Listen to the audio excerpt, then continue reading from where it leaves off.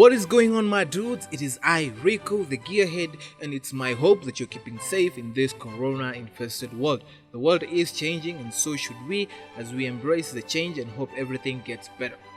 So you've been scouring the internet, especially YouTube, and you stumbled upon my video. Well, hello and welcome to the #1 channel in East and Central Africa that offers you informative, epic motorcycle content that many have come to love. Do consider subscribing and hitting that notification bell so that you're updated whenever we post a new video every Monday and Friday. We're almost at 100 subs, guys, and fun fact, we are considering to start giving away motorcycle gear as we move on, just to show our appreciation for you guys sticking around. Well, you'll have to stick around till the end of the video to find out more.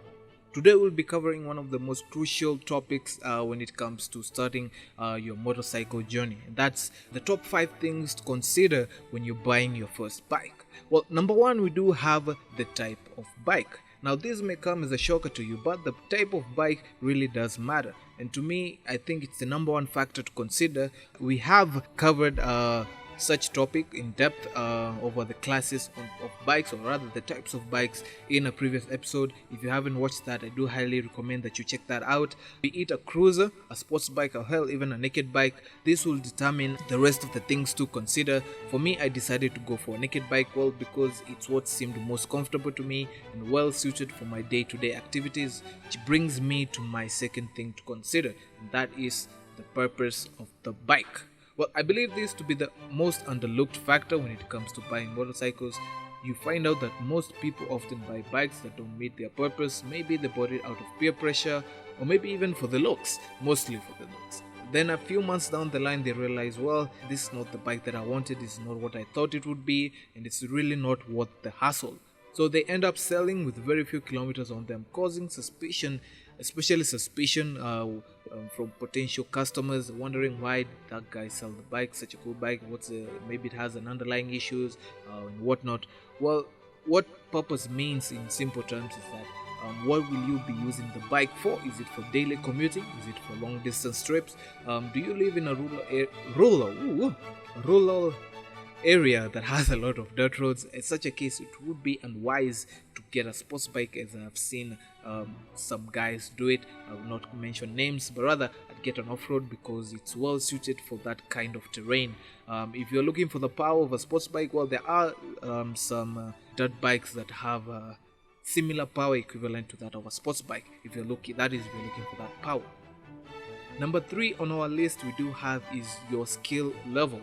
Well, your skill level goes hand in hand with the type of bike that you're going for. Well, if you're a beginner rider, it is advisable to start small and you work your way up. I know most of you guys started on 1000 and above, but that's you.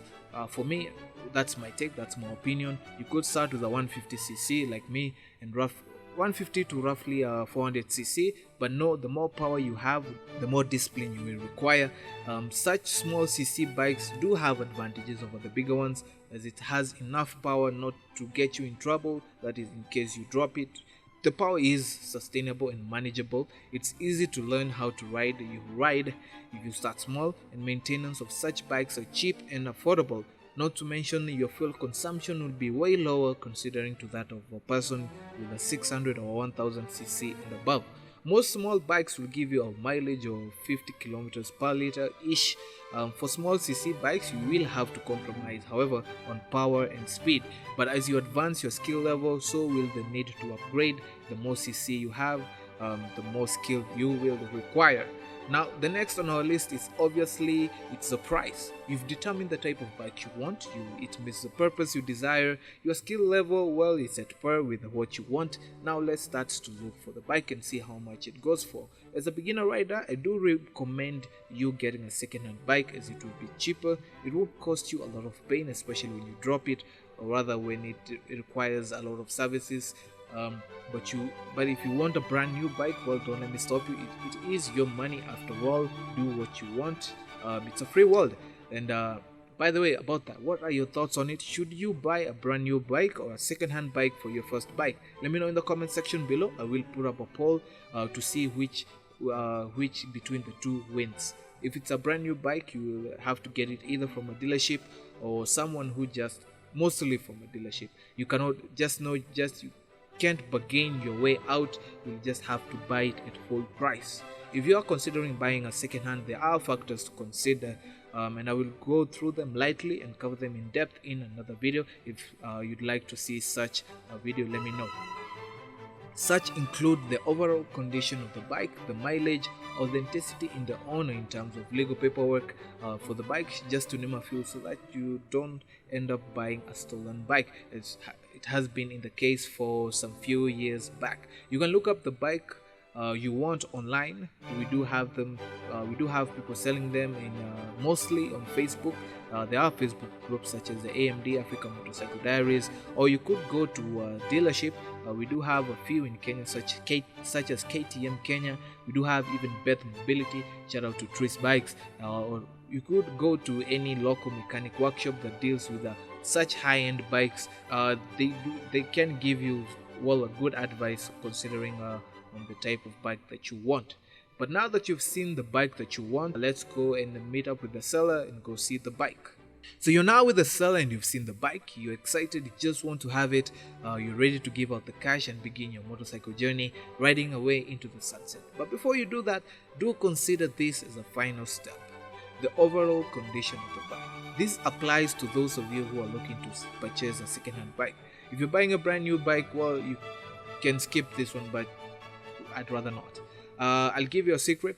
Most sellers will want to get as much as they want from you, especially if you're desperate. But here are my 2 cents. Get a fellow rider or your mechanic friend who is well conversed with motorcycles and can easily call out the seller if they happen to con you or say something false to you about the price or about the bike.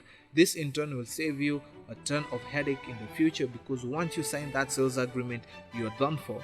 There's no going back. Having someone who knows about motorcycles will help you know if the bike is really worth the amount the seller is asking for.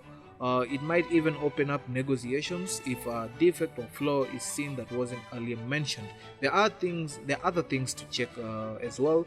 Such include the bike's legal paperwork, such as the logbook, insurance, service charts, just to name a few. I'd stay away from UG bikes if you can. You can really save yourself some headache in the future if you're stopped by cops. There have been some incidents whereby UG bikes have been known to be stolen, well, allegedly, but if you can avoid them, well, it's better to buy something that's well registered in Kenya and verified.